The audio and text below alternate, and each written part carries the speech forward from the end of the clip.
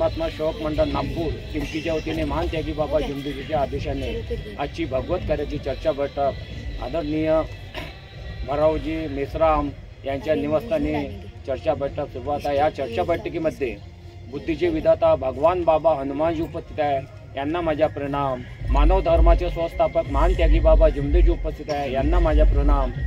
सौ वाराणसी आई ठुबरी कुलपती आईला माझा प्रणाम। सेवक सेविका बालगोपाल अध्यक्ष यांना माझा नमस्कार। अध्यक्षपदाला माझा नमस्कार।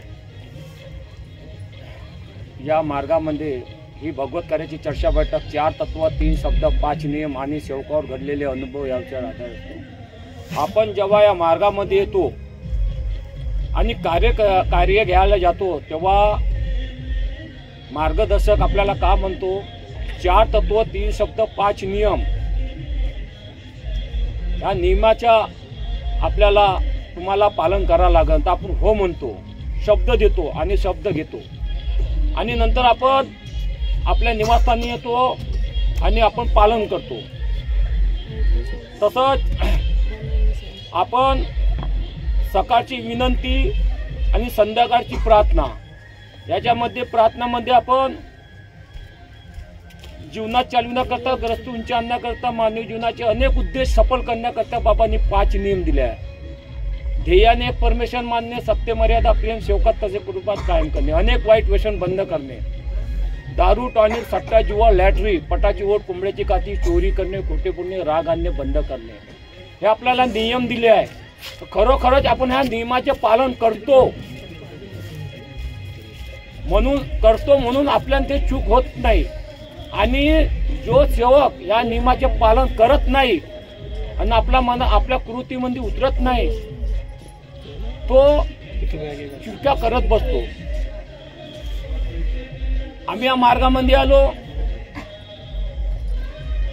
माझ्या पत्नीने सांगितलं माझे भाऊ पुष्कळ दारू पित होते आणि साधी अगरबत्ती घेतली होती। 2-3 दिवस झाले होते, 2 रूम आणि 1च रस्ता।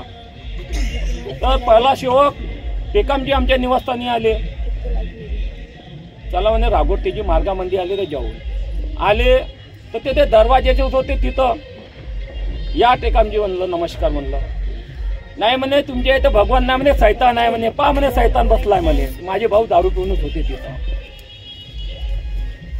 मग म्हणलं का करायचं, म्हणे तुम्ही म्हणे ह्या मार्ग सोडा ना त्या मकान सोडा म्हणे तुम्ही म्हणे। जेव्हा ह्या मकान सोडा म्हणे तेव्हा तुमच्या इथं म्हणे भगवंत उपस्थित राहील म्हणे, सैतानच आहे म्हणे। मग नंतर मग पहिलीची परिस्थिती काय होती की सेवक झाला तो दुसरा सेवक नाही का त्याच्या निवासस्थानी आहे, सकाळी कसा करते म्हणून। कामटीचे गजान आपला शेडकेजी मामाजी जवाई मार्गामध्ये आले म्हणून ते बी आले तर ते म्हणलं या मामाजी म्हणलं, त्याच्या मुखातून शब्द असे निघले नाही म्हणे तुमच्या इथं भगवान नाम ने सैतान आहे म्हणे, पहा म्हणे माझा भाऊ दारू पिऊनच राहील। तर आम्ही विचार केला हे असे कोण म्हणते बा, आपण मार्गामध्ये आलो म्हणे तुमच्या रूम मध्ये म्हणे भगवंत आहे म्हणे, पण तुमच्या रूमच्या बाहेर म्हणे सैतान आहे म्हणे, खरोखर माझे भाऊ दारू पित होते। असे काऊन तो बी म्हणे तुम्ही म्हणे एक तर म्हणे मकान खाली करा म्हणे, आता मार्ग सोडून टाका म्हणे, तुमच्या इथं म्हणे भगवंत आहेच नाही म्हणे। असा करता आम्हाला प्रश्न पडला। मग आम्ही ना मकान घेतलं, सर्व झालं। तेव्हापासून ना आता आम्हाला एक माझे भाऊ जे दारू पित होते माझ्या निवासस्थानामध्ये माझ्या आता 20 वर्षानंतर ते आता मार्गामध्ये आले, कारण की आम्ही 3 भाऊ आहे। नंबर 3चे तर पहिलेच मार्गामध्ये आहे मधुकर रागोडते ना, आता नंबर 2चे आणि नंबर 3 आणि नंबर 1 नंबर 4 आता ते मार्गामध्ये आले। आता ते आपलं साधे कार्य 3 दिवसाचे कार्य झाले ना, तर 7 दिवसाचे कार्य सुरू आहे। तर असं वाटलं का नाही कवा नाही कवा येते, तर ते आले मार्गामध्ये। तर त्याच्या चेहऱ्याकडे पाहिलं तर असे त्याच्या मुलाबारासाठी आले म्हणजे ते बहुत बाधा त्याच्याकडे पाहिलं म्हणजे माझ्या भावाची ती परिस्थिती म्हणजे टवटवीत त्याचा चेहरा, दररोज दारू पिणेवाला माणूस या मार्गामध्ये आले। माझी बी एक अनुभव आहे, थोडं टाईम घेतो। मी या मार्गामध्ये आलो तर मला जुवाचा शौक होता, बुधवार दिवस होता, तर पहिले अनेक वाल्यासोबत जुवा खेळलो। तर झोपडपट्टीमध्ये माझ्या घर नंतर ते नारायण ढेंगे त्याच्या इथे जुवा पाहायला गेलो फक्त चमत्कार भगवंताचा. चमत्कार कसा झाला, मी जुवा पाहत होतो खेळत नव्हतो, पाहत होतो फक्त मार्गामध्ये साध्या कार्यामध्ये होतो. तर माझ्या निवासस्थानामध्ये एवढा साप त्या भगवंताच्या फोटोमध्ये जाय आणि येत जाय. माझी पत्नी बोलवायला आली घरी तिकडून, तुम्ही कुठे आ म्हणे, जुवा घेऊन आले का म्हणे. हो म्हणलं, हो नाही म्हणलं, जुवा पाहून आलो म्हणलं. पहा तरी पण येत जाय तितक्या टेकामजी आले. टेकामजी म्हणलं पहा म्हणलं चमत्कार. टेकामजी म्हणते तुम्ही गलती केली असन. हो म्हणलं गलती केली म्हणलं, मी जुवा पाहायला गेलो म्हणलं.